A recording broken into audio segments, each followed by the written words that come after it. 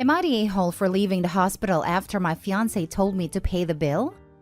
For context, me female 26 and my fiancé male 28 have been together for 3 years. Finances are split till after marriage and we have equally paying jobs. He doesn't pay when we eat out. He doesn't pay for any fixes in our rental apartment. It also doesn't help with furniture and stuff. I tried to have conversation about how I'm always supposed to foot the bill for almost everything. His excuse is that he's been saving for a new apartment, been saving up for 2 years now. But he still has half of his salary, which he uses on himself and buys gadgets and gaming stuff. When I tried to argue about it, he'd say it's his money after all and remind me of how he's saving up to buy an apartment for us. Days ago, he called me and asked that I take him to the hospital to treat his ankle. It's been hurting him for weeks, but only now he decided to get it checked. I drove him there since he was in pain, but was surprised when he told me to pay the bill. I asked him why not him, and he brought up the new apartment he's been saving up for again. I had it, especially after he threatened to not add my name to the new apartment's title if I refused to help him out. I snapped and told him to pay for himself and stop using my money with the apartment excuse. Then I left. He had to pay but was furious, saying I'd let him down in his time of struggle. Also said that my attitude isn't partner material. I told him I felt like he was using the new apartment to spend my money, but he said I had no empathy or sense of responsibility to support and help him out when he is doing me a huge favor and buying me an entire freaking apartment. He's calling me selfish and negative. I don't know. I feel guilty for doing this and now he's avoiding me entirely. Now for the top comments. Not the a-hole. You are being used. 100% when he has enough money for the apartment, he dumps you. Stop footing the bill. Leave him. There is no savings account. That's what I thought. If he was expecting me to foot the bill on a bunch of stuff that should be shared, I'd want to see the balance of the account on a regular basis. Or at the very least have a signed contract of some sort saying she gets to be on the title, or gets a cash payout in the event he doesn't end up buying an apartment / doesn't put her on the title. Not the a-hole. He is just using you and your money and probably plans to dump you once he buys the apartment. Totally agree. Came to say this. He's using you for your money and not contributing to household expenses. I'd freaking run. Not the a-hole. I doubt he'll buy a place. He has someone paying all his bills, / cleaning up after him, / fun adult activity, / cooking. He isn't leaving unless she cuts him off and throws him out, and there will never be a marriage. Next story. Am I the a-hole for turning off my husband's alarm? Me 31 and my husband 35 both work from home. His start time is 8:30 and the work he does essentially timestamps what he does. He also has a micromanaging boss. On occasion, he may have to go into the office to perform on-site work. My start time is 8 a.m. and the work I do is very independent and at my own pace, and my boss could care less to track my every move as long as my deadlines are met. My husband sets his alarm at 7 a.m. every day, even though he admits he doesn't want to be up until 8:15 at the earliest. But he never wakes up to it. But the rest of us hear it, so my toddler and I usually wake up about 45 minutes earlier than we need to as a result. I've asked him to stop setting it so early, and he said he needs the whole hour of snoozing to wake up. So, he's been on a couch lately, but I still wake up to it from there and have to snooze it every 15 minutes. I'm currently 6 months pregnant, so this morning I was exhausted and didn't want our toddler waking up earlier than needed and wanted the extra sleep myself, so I turned it off. But it was too late. Our toddler already woke up to it, so I got up then got busy with our toddler. Our toddler went to daycare around 8:15. My parents pick up. At 8:27, I realized the time, so I went to wake my husband up and told him I must have accidentally hit off instead of snooze on your alarm when I was tired, but it's almost 8:30. You should get up. And I went about my business working. I took a break and came downstairs to find him asleep at 9:47 a.m. And I jolted him and said, "You're still asleep? It's almost 10. And he said, "No effing way," and ran to his laptop. He told me to stop turning his alarm off and basically don't touch it unless I hit snooze. Thing is, he goes to sleep almost every night around 2 a.m., so he's not gonna wake up to a 7 a.m. alarm 9 out of 10 times. Instead, I always wake up to it and have the task of hitting snooze every 15 minutes anyway. Yes, I technically lied to him about his alarm, but I am literally tired of this, and I did make sure to wake him up on time. Or so I thought. Am I the a-hole? Stop waking him up. Stop waking him up this minute. This is not your job. There are 50 different devices he could use to wake himself up. Or he could just grow the F up and do it himself. I repeat, this is not your job and it is not your responsibility. He needs to manage his own business without disturbing his family. He needs to be an adult and a father. Not stay home, but you will be if you enable this anymore. This makes sense in theory, but in practice, it leaves Opie and the child still get woken up by the alarm before he intends to wake up. Yeah, my husband was a chronic snooze pusher too, but is also a decent man. So when I told him that as soon as the alarm goes off, I'm up no matter what and can't go back to sleep, he stopped freaking doing it. Opie's husband is a tool and should grow the heck up and go to bed earlier, like an adult with a wife and child. Not the a-hole, but if it's waking up the toddler, just have the toddler jump on top of him until he wakes up. He'll stop waking the toddler up early after that. I can tell you this will backfire greatly and just end up with an angry husband and a wife who has to deal with him yelling about not keeping the toddler out of the room. I try it occasionally. Oh no, if my husband yelled at me because his actions have consequences, he would not be my husband for very long. Not the a-hole. Snoozing your alarm for 45 minutes is ridiculously rude when there are other people who can hear it.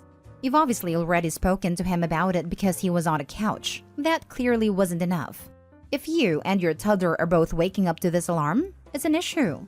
Also, why are you the only one getting up in the morning with a toddler? Especially pregnant. You should be able to trade off with him, or you both get up. Am I the a-hole for not withdrawing my job application for the sake of my brother? I have an older brother who does not work by choice. Literally the most educated, smartest man I've ever known. He's just lazy. It's literally been years, and has been neck-bearding in our parents' basement while I'm busting my ass at school. I took out loans, and when I graduate, I'm expected to pay them back. Hence why I need a job on top of having to pay for other living expenses. My brother has never paid a penny for his education.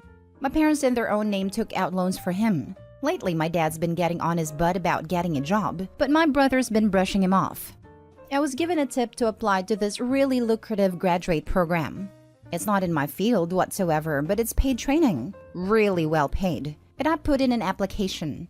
I told my mom about it and she asked for the link to the program. I sent it without giving it a second thought and I got an interview. Now, when I told my mom about it, she asked me to withdraw my application so that I can give my brother a chance to apply. I said, what?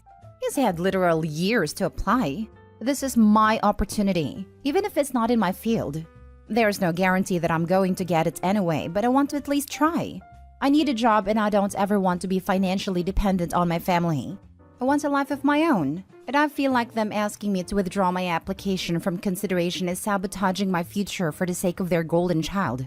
I've always been put on the back burner for the sake of my brother, and they feel that is his opportunity to have since it's his field. But 1, I have no idea if he applied, and 2, I don't think he'd be allowed to apply because it's a new grad program, and he has not been a new grad in years. I don't plan to withdraw my application, but everyone in my family is telling me I'm being selfish. I've been banned from Thanksgiving, and I came home yesterday to find my mom converting my room into an office for my brother. My aunt has been bombarding me with texts telling me I'm not being considerate of family.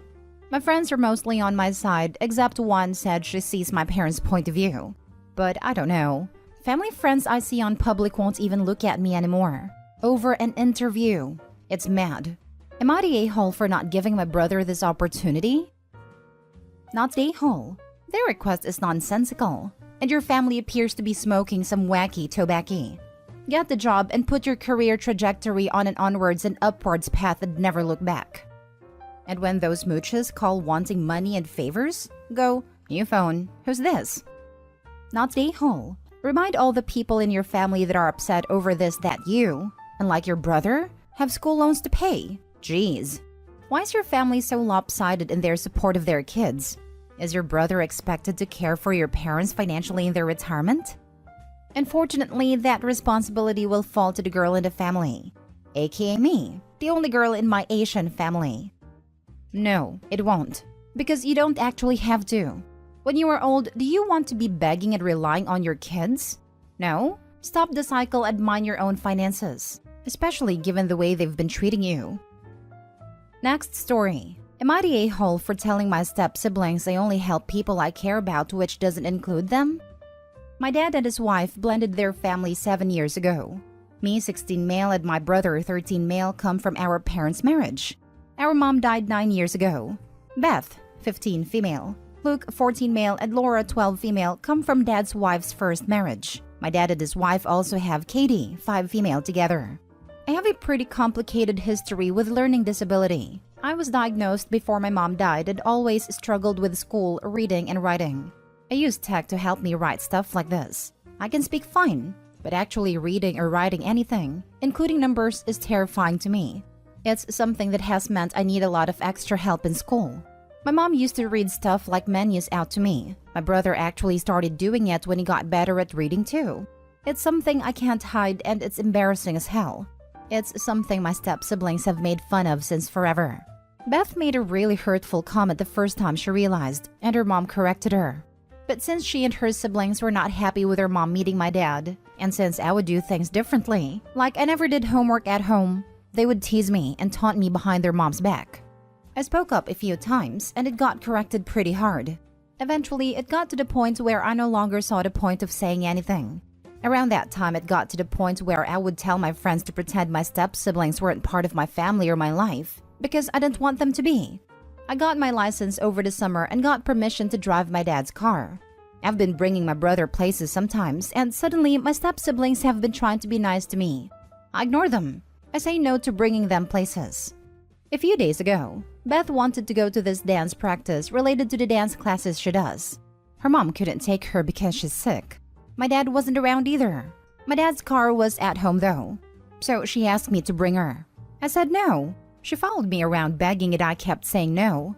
Luke and Laura joined in and they said we're family, and family should do things for each other, and how I never help them out. I told them I only help people I care about, and it doesn't include them.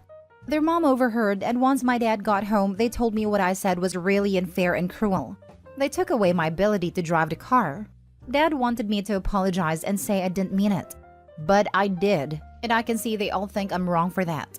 Am I the a-hole? Not the a-hole. Sit down with your dad and stepmom at a time when you guys can discuss alone and emotions aren't high, and explain your reasoning and how you feel. Your stepmom needs to understand the depth of hurt that your step-siblings have inflicted on you over the years.